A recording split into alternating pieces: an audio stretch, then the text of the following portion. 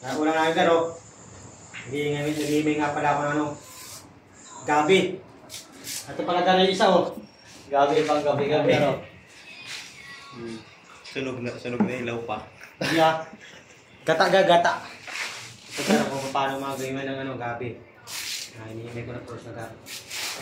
Ito yung ulang namin sa site. Kaya wala kami medyo budget. Yung tagirap ng mundo. Bumpayin pa tayo. Kasi ito yung ulang natin oh. Ano ko mag-ar? Makain ba nyo ito, Gar? Ang tawag sa inyo to? Ito, tawag sa inyo to. Kamuti. Kamuting paging. Kamuting paging. Gar.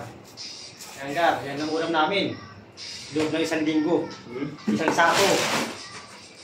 O, yan. Isang sako yan, Gar. Yan ulam namin. Tapos tuyo lang yun sa hub. Wala eh. Ito lang ang buhay na dinanas sa ating mga Gar. Diba? Ang tawag ito, Gar. Sabihin niyo sa akin, ano, kung ang tawag nyo dito. Kasi dahil tawag dito eh. Kamuting kahoy yata ito o ano. Hindi ipalo. Pag Makati, kamutin. Makati to. Kamutin mo lang.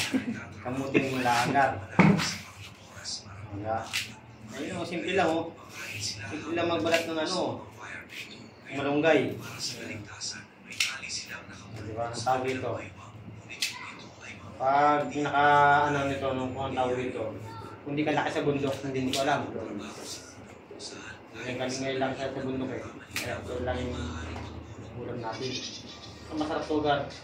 Mas-time siya sa katawan. Diba? Tapos, yung iba kasi, yung binilad. Diniretso na lang namin. Ito, bukas, ibibilad namin ito.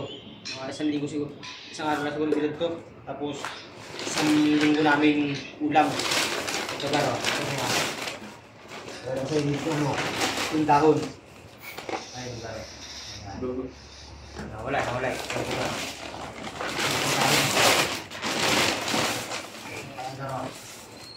Nakatawag dito. Pag inuulanan siya, pag inuulanan, di mo sa mabasa to. Pag binasa mo siya, di sa mabasa itong dahon. Tubig lang.